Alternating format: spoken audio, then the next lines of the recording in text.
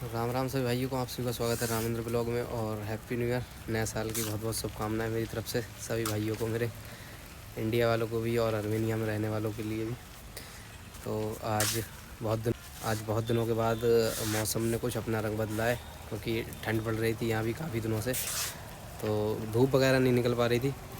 तो इसलिए ठंडी के कारण ब्लॉग भी शूट नहीं किया। ठंडी के कारण नहीं, काम के कारण मैंने अपना ब्लॉग शूट नहीं किया। तो काफ़ी दिनों बाद आज ब्लॉग शूट कर रहा हूँ। और ये ब्लॉग मेरा आज रहेगा कि अर्मेनिया जाने के लिए अपना पासपोर्ट जो है वो एजेंट को दें या ना दें। तो इस पे ही आज मेरी पूरी वीडियो ये रहने वाली है। तो फुल डिटेल वीडियो रहेगी, बाकी वीडियो में बने रहें आप लोग। और सारी नॉलेज, सारी जानकारी जितनी भी मुझे है मैं आपको शेयर करूँगा अपने ज़रिए। तो वीडियो को लाइक करें, चैनल को सब्सक्राइब करें और शेयर करना ना भूलें, ताकि जानकारी आगे जाती रहे। तो अर्मेनिया जाने के लिए आपको जो वीज़ा निकलता है वो निकलता है आपका टूरिस्ट वीज़ा। वर्क वीज़ा निकलता नहीं है, और नहीं स्टिकर वीज़ा होता है ये। क्योंकि स्टिकर वीज़ा होता है तो उस पर पासपोर्ट के आपके स्टैंपिंग होती है, तो उसकी ज़रूरत होती नहीं है इसमें। तो अपना जो भाई पासपोर्ट है वो एजेंटों को ना दें। एजेंट अगर आपका पासपोर्ट मांगता है तो उससे आप क्वेश्चन करें कि इसका मतलब आप क्या करोगे हमारे पासपोर्ट का। तो वो आपको क्या बताता है, फिर उसका जवाब सुने। क्योंकि विजिट वीज़ा जो होता है या टूरिस्ट वीज़ा जो होता है उस पर आपको पासपोर्ट की ज़रूरत नहीं पड़ती, क्योंकि वो ऑनलाइन आ जाता है और उसकी स्टैंपिंग नहीं होती है। उन्हीं वीज़ों पे आपको पासपोर्ट देने की ज़रूरत पड़ती है, जमा करने की ज़रूरत पड़ती है भाई, जिसमें मतलब कि आपका स्टैंपिंग होती है पासपोर्ट पे। जो स्टैंपिंग वीज़े आते हैं तो उस पर ही ज़रूरत पड़ती है उन्हें में। उन केसों में आपको एजेंट को अपना पासपोर्ट देना पड़ेगा, क्योंकि अर्मेनिया के नाम पे बहुत ही ज़्यादा फ्रॉड चल रहा है, इसमें बहुत ही ज़्यादा फ्रॉड चल रहा है। तो ये एजेंट लोग क्या कर रहे हैं कि आपसे आपका पासपोर्ट ले लेंगे और फ़ीस आपको 2.5 लाख 3 लाख बता देंगे और पासपोर्ट जमा कर लेंगे। एडवांस फ़ीस कुछ भी नहीं देंगे।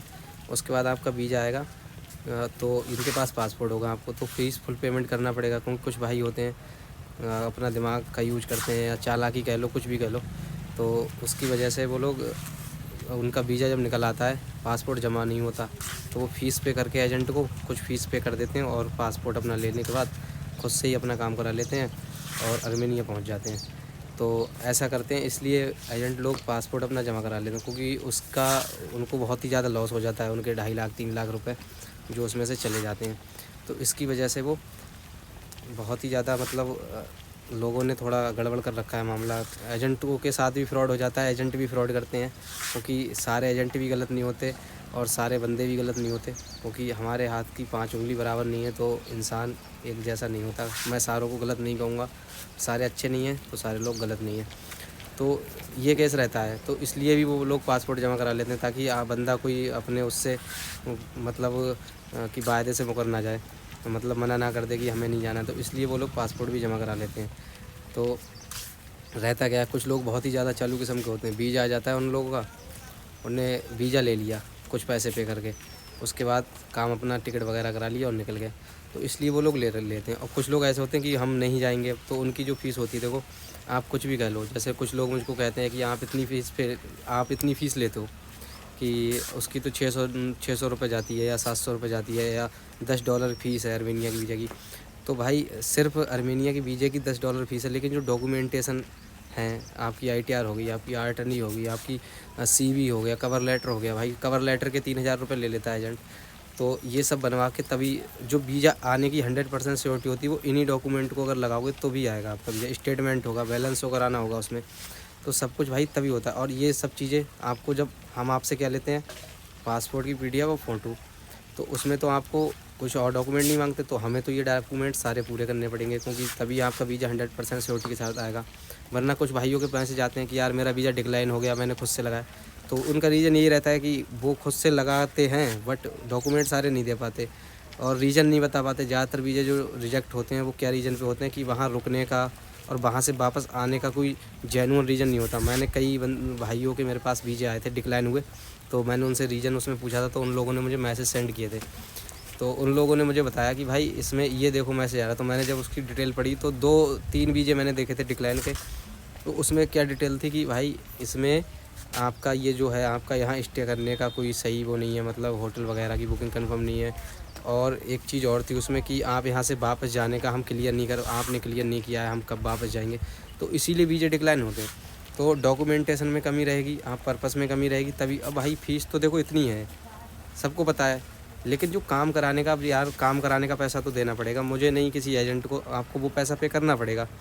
ठीक से काम कराओगे, वीज़ा आप हाथ से निकाल सकते हो, कोई दिक्कत नहीं। मैं हमेशा बोलता हूँ कि खुद से काम करो, कोई ज़रूरत नहीं मेरे से, किसी से कोई काम किसी से मत कराओ, ठीक है, कोई पैसा मत दो, लेकिन ठीक से काम करो। अब आपने अगर कोई वीज़ा डिक्लाइन कर लिया, अपना डिक्लाइन हो गया तो दिक्कत होगी। और टॉपिक रही है अपने पासपोर्ट की, तो पासपोर्ट नहीं देना पड़ता है इसमें। और ये छोड़ो, आर्मेनिया ही नहीं, कहीं भी किसी भी कंट्री का जहाँ का स्टिकर वीज़ा ना लगता हो या विजिट वीज़ा हो और ऑनलाइन वीज़ा आता हो, तो उस केस में आप एजेंट को अपना पासपोर्ट जमा ना करें। पासपोर्ट के बदले आप उसे फ़ीस दे दें, लेकिन पासपोर्ट ना दें। अगर वो आधी फ़ीस मांग रहा है तो आधी फ़ीस जमा कर दें किसी भी एजेंट के पास, लेकिन पासपोर्ट जमा ना करें, क्योंकि पासपोर्ट लेना एजेंटों से बहुत ही मुश्किल हो जाता है भाई। तो ये चीज़ का विशेष ध्यान रखें यार, पासपोर्ट अपना जमा ना करें। ना ही रसिया, जॉर्जिया, किसी भी कंट्री का अगर विजिट वीज़ा ले रहे हैं और वो वीज़ा ऑनलाइन आ जाता है निकल के, स्टिकर वीज़ा नहीं होता उसका, ठीक है, तो आप उसको एजेंट को अपने पासपोर्ट ना दें, क्योंकि सारे बंदे सेम नहीं होते, आपके साथ फ्रॉड भी हो सकता है, क्योंकि हर बंदा एक सा नहीं होता भाई, कोई ईमानदार है कोई नहीं है, ठीक है। और इस ज़माने में ना ही बेईमान और ना ही ईमानदार को आप पहचान कर सकते हो, कौन ईमानदार है कौन बेईमान है, और आपको पता ही नहीं लगेगा कैसा क्या है, क्योंकि सिस्टम इतना बुरा हो चुका है, हम लोग इतने बुरे हो चुके हैं जिसका कहना जवाब। आप किसी का काम ना कराओ तो पैसे खा लो तो दिक्कत है, आप किसी का काम करा दो वो आपको पैसे नहीं दे, कोई दिक्कत नहीं, ठीक है। मैं कुछ लोगों के वीज़े निकलवा देता हूँ, मेरी पेमेंट होती है, मैं हाफ आधी लेता हूँ, हाफ बाद में लेता हूँ।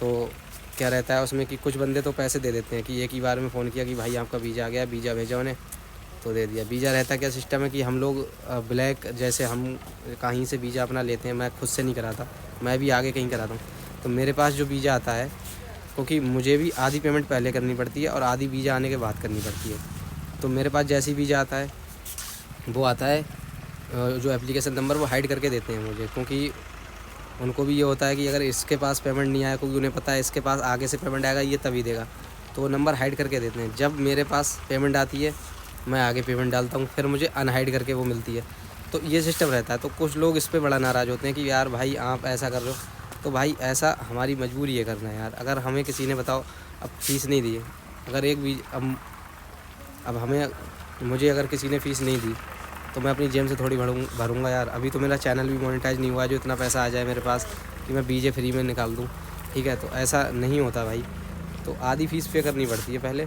बाकी मैं जितनी भी सपोर्ट कर देता हूँ बंदों की, या कोशिश करता हूँ करने की, तो मैं फुल, जितनी मेरी हेल्प करने की होती है मैं फुल हेल्प कर देता हूँ। बाकी अच्छे बुरे सब बंदे मिलते हैं मुझे, कोई दिक्कत नहीं है।